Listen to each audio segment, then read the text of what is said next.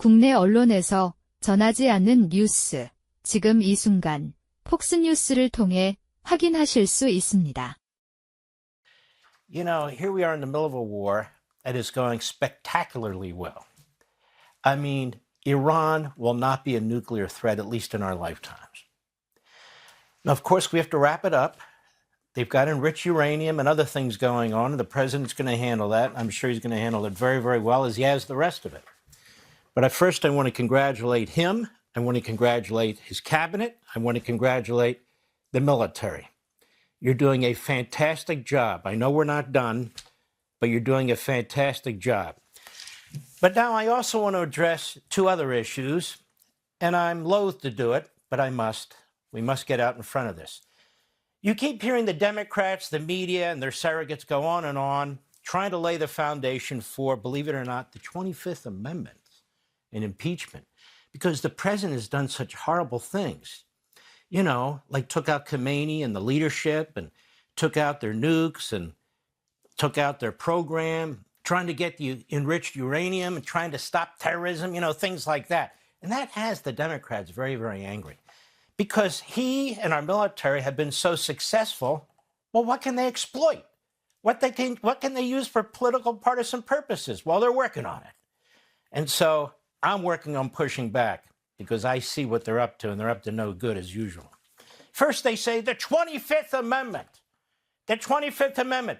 We're going to remove the president with the 25th Amendment or impeachment. May I ask you folks a question?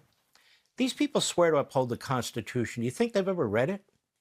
You think they've ever actually read the 25th Amendment? They go on TV and they just keep blabbing away, and the reporters and the host, yeah, the 25th Amendment. I wonder if they know what the 24th Amendment says, but let's stick with the 25th. And so we're going to go through that. We're going to have to go through impeachment. We're going to have to put out our marker because we need to be prepared to deal with these folks. So let's take a look at the 25th Amendment. Section 1. In case of the removal of the president from office or of his death or resignation, the vice president shall become president. That's not relevant. Section 2 of the 25th Amendment. Whenever there's a vacancy in the office of the vice president shall nominate a vice president who shall take office upon confirmation by majority vote of both houses of Congress. Well, that's not relevant. Section 3. Whenever the president transmits to the president pro tem of the Senate and the Speaker of the House of Representatives his written declaration that he is unable to discharge the powers and duties of his office, and until he transmits to them a written declaration to the contrary, such powers and duties shall be discharged by the vice president as acting president. That's not happening. That's irrelevant. So we get to Section 4. There's only 4 sections of the 25th Amendment. Let's read it together, shall we? Whenever the vice president and a majority of either the principal officers of the executive departments, we call that the cabinet, or of such other body as Congress may by law provide, it is not, transmit to the president pro tem of the Senate and the Speaker of the House their written declaration that the president is unable to discharge the powers and duties of his office, the vice president shall immediately assume the powers and duties of the office as acting president. So the vice president and a majority of the cabinet, they write Congress and say, hey, we don't think he's up to the task. There may be some issues here. Not because they disagree with him, you understand, that he's literally incapable of doing the job. Does anybody think that's happening? No, I don't. Okay. What else is in this section? Thereafter. Okay, there is no thereafter, right? So there is no 25th Amendment that applies, but let's play along. Thereafter, when the president transmits to the president pro tem of the Senate and the Speaker of the House his written declaration that no inability exists, so he responds to the vice president and majority of the cabinet, technically, he shall resume the powers and duties of his office. Okay, he's back in. Unless the vice president and majority of either the principal officers of the executive departments, the cabinet, or of such other body as Congress may by law provide, it is not, transmit within 4 days to the president pro tem of the Senate and the Speaker of the House their written and it goes on and on. So when you see people like Ro Khanna and Chris Murphy, who really don't need an office in Congress, they just need an office at CNN or MS Now or one of those networks, the 25th Amendment. There's not going to be any 25th Amendment. And not only that, in the end, if there's a dispute between a majority of the cabinet and the vice president and the president, of which there won't be, 2/3 vote of both houses of Congress to rule that the president is unable to discharge his power. So what are they doing? What are they doing? They're trying to create static. They're trying to create an impression. Because the 25th Amendment has nothing to do with anything. Well, let's look at impeachment. Now, these Democrats are used to impeachment. They've done it twice against our president. Now, it's only been done 4 times in our history.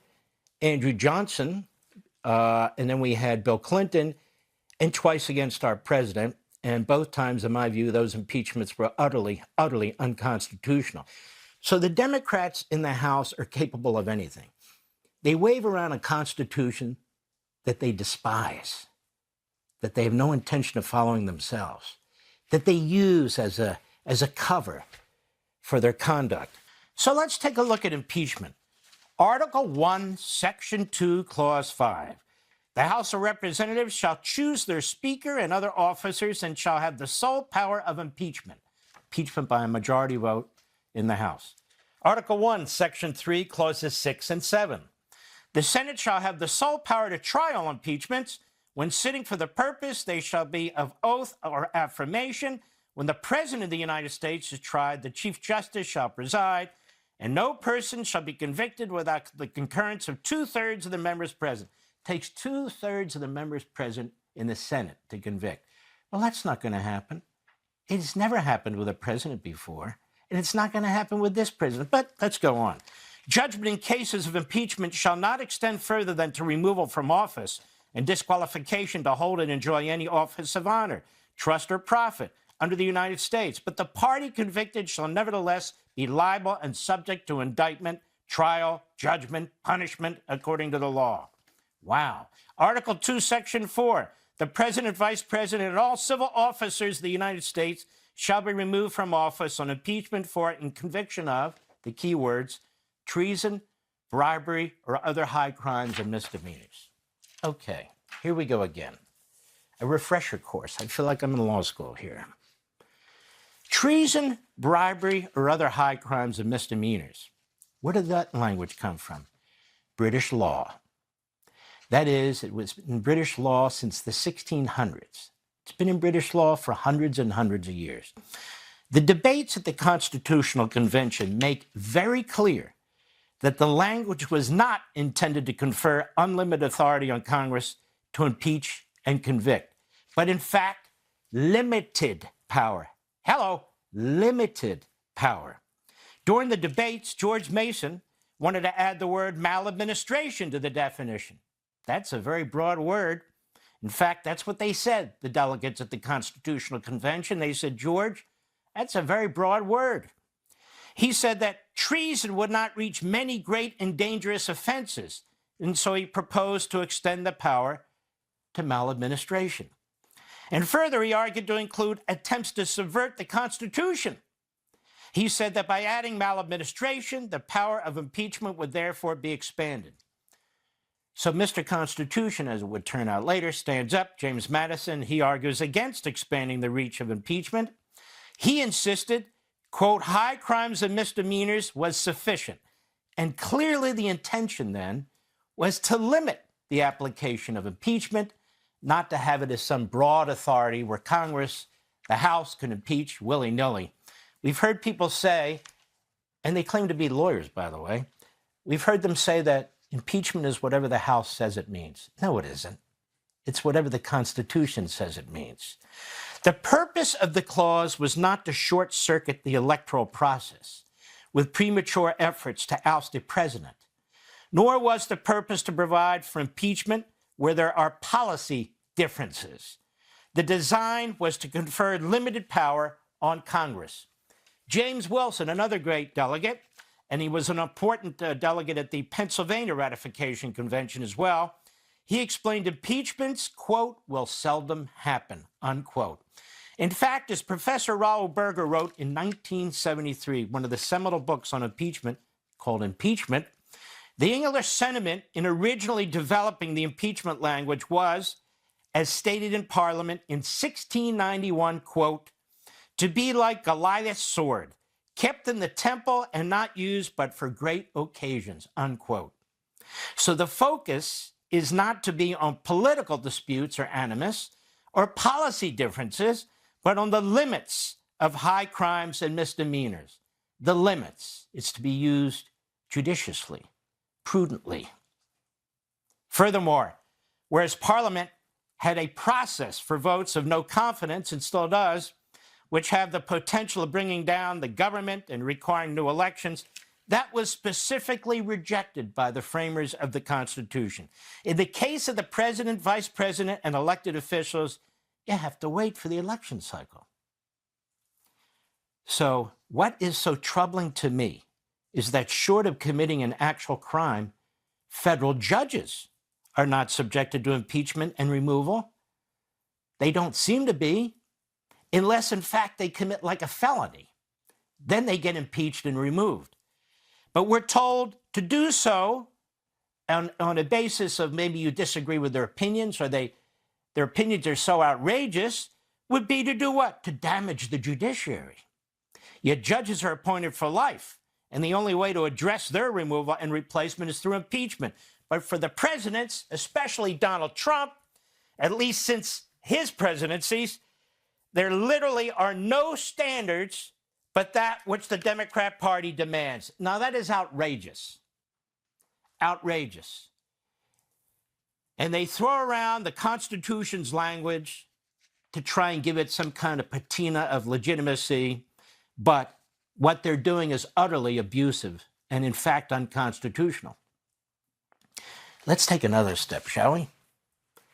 The reason the Democrats keep saying the president is violating the War Powers Act, or the president launched an illegal war because there's no declaration of war by Congress, or that the president has committed war crimes, is that they want to create in your mind, the mind of Mr. and Mrs. America, through repetition and slogans,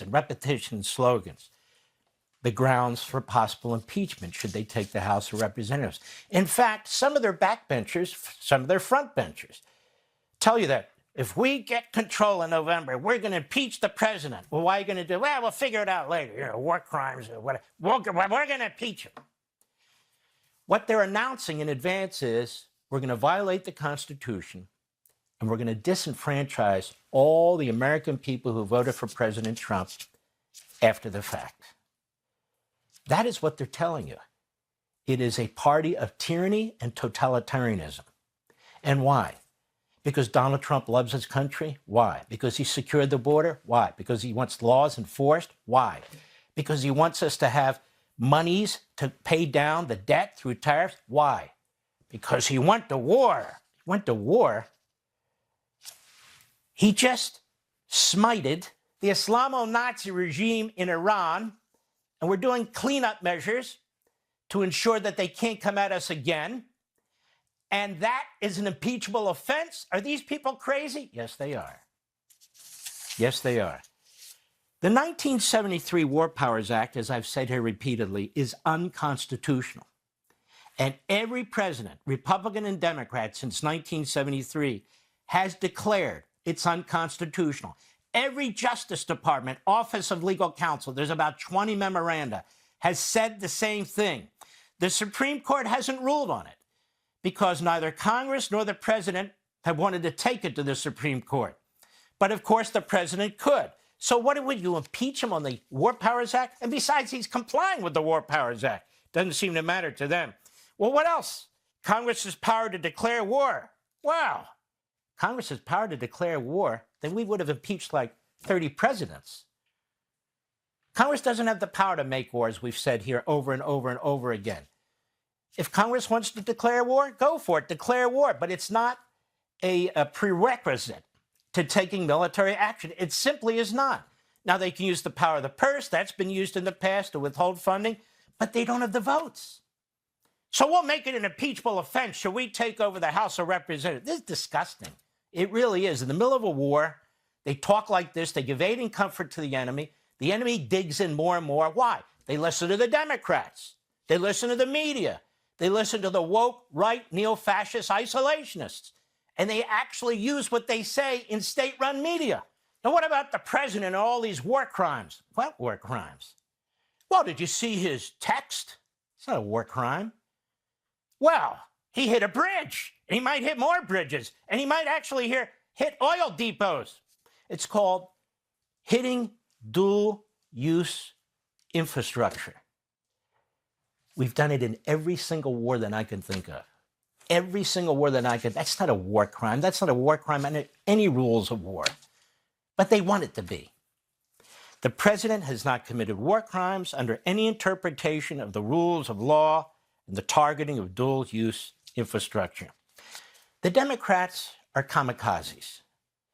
They'll blow it up, the system. They'll blow up the Constitution. They'll blow up whatever they have to blow up.